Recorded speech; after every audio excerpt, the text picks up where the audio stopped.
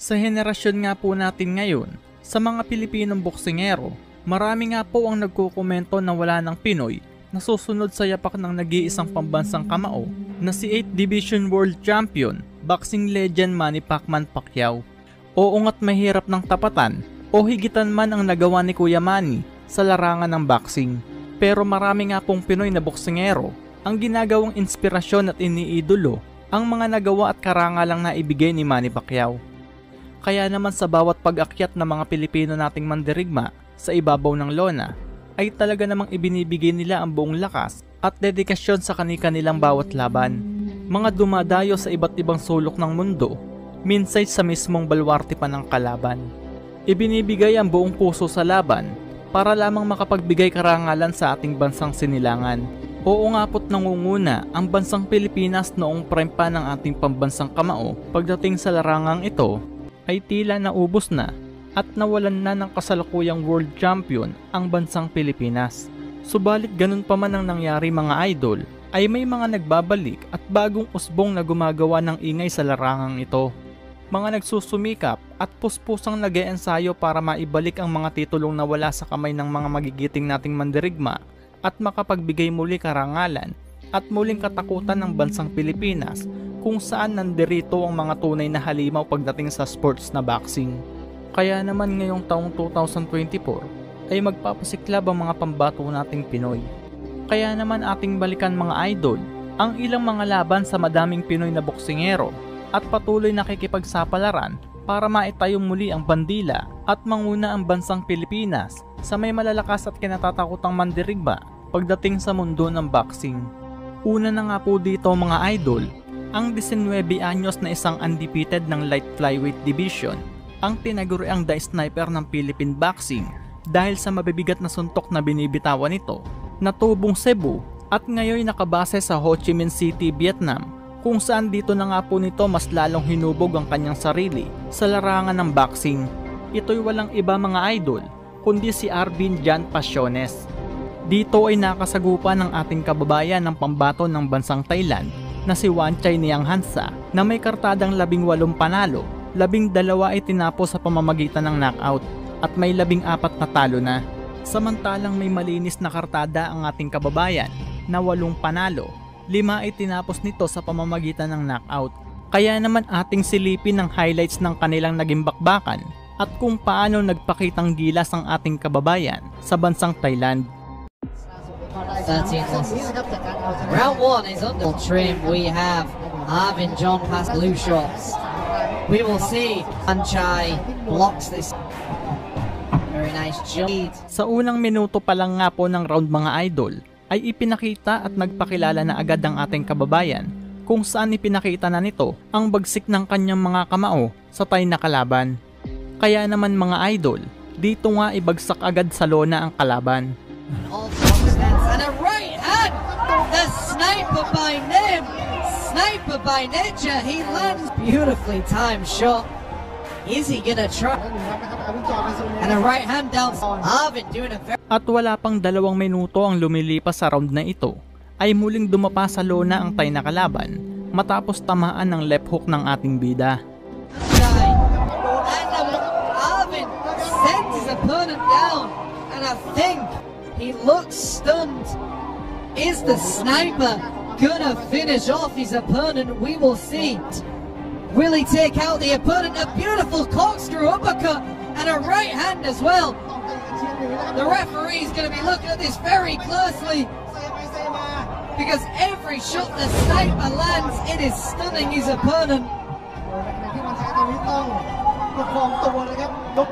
You call him a sniper, it's like a Barrett 50. Sa pagpapatuloy nga ng laban mga idol, ay dito na nga tinapos ng ating kababayan ng kalaban matapos paulanan ng mga solidong suntok ang kawawang Thai boxer. Dito nga mga idol ay nananatili pa din na undefeated at kampiyon ng ating kababayan sa WBA Asia Light Flyweight title. At sa kabilang banda naman mga idol, nakaharap ng tubong Bukidnon at former WBO World Minimum Weight Champion na si Melvin Jerusalem, si Yuday Sidjoka. Susubukan na makuha ni Melvin Jerusalem ang hawak na belt ng Hapon na WBC World Minimum Weight title. Ito nga po ay naganap sa International Conference Hall sa Nagoya, Japan. Na. Hindi ba na? Sa kapalian niya. Baligya po na. Wala na. Pantay na. Hindi ko wala. La. Rugi. Gi. Rugi. Ala. Rugi tiyan. Gi. Ala. Sisiyan. Ala.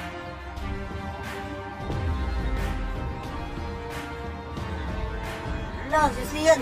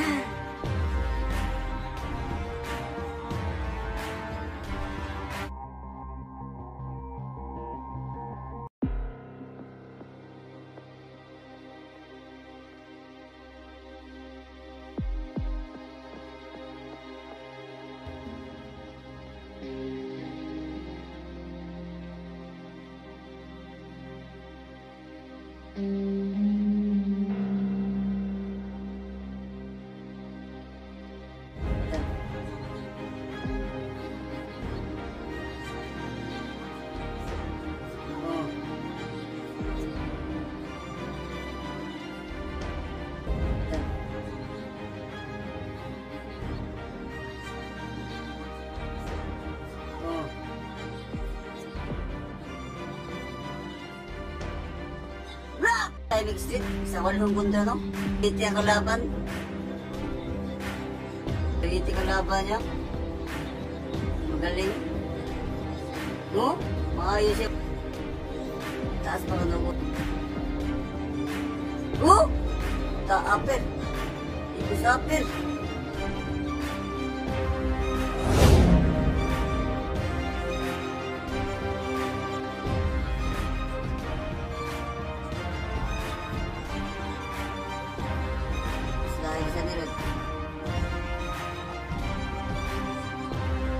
Jerusalem doon man na ikuso ang mata mo pag oh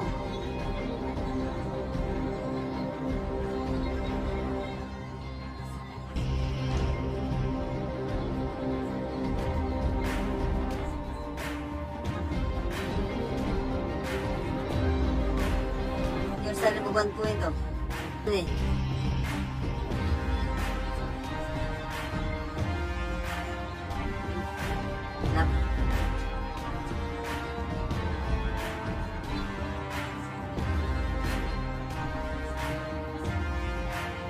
seconds.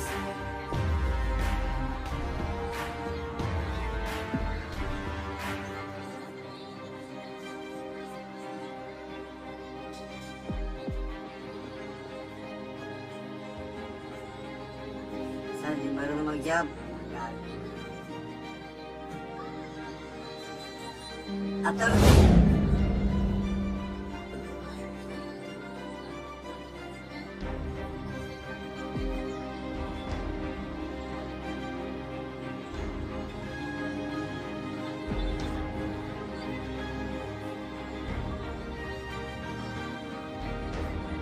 daw siya ni.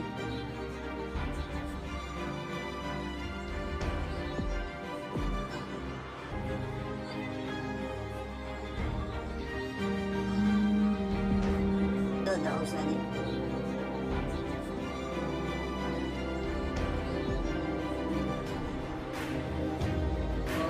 Wala. Sampai ini. Tapi lagu.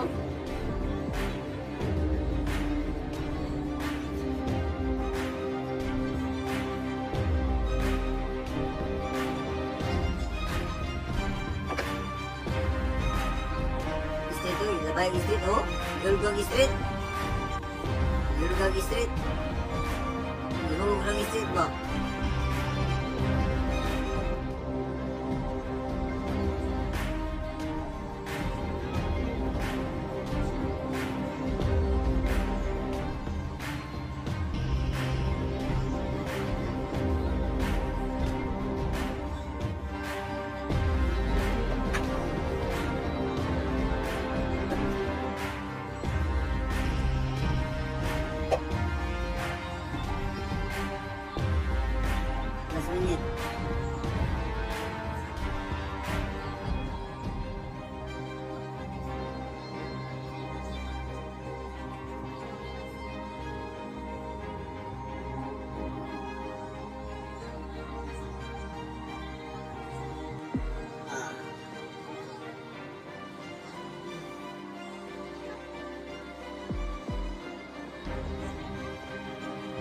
Hello. 10 seconds. Hello. At Jerusalem, 2 points na ba? 114, 112. Malcolm Donald. Jisang. 1 point na ba? 114, 113.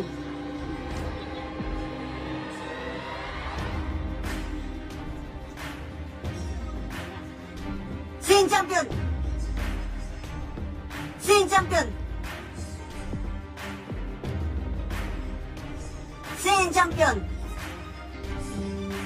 No! Sin champion!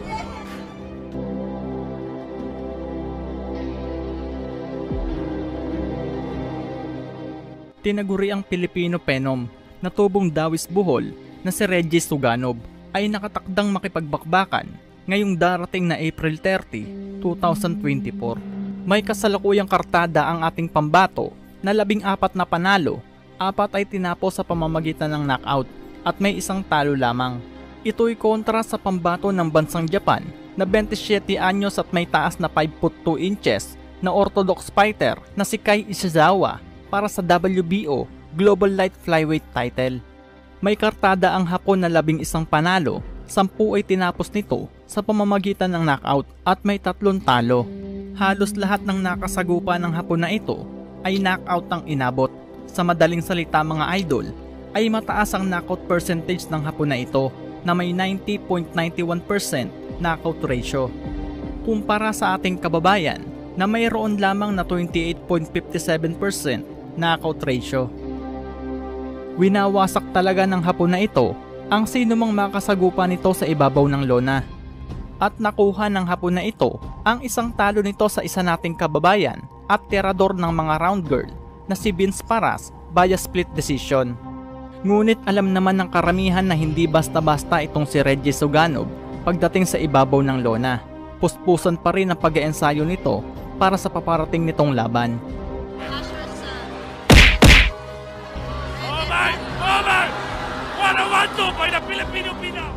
Dito ay hangad ng mga Filipino boxing fans na maipanalo ng ating kababayan ng laban na ito at para maputol na din ang losing streak ng mga Pinoy na boksingero kontra sa mga Hapon na boksingero. Wala pang eksaktong venue pero ito ay magaganap dito sa ating bansa.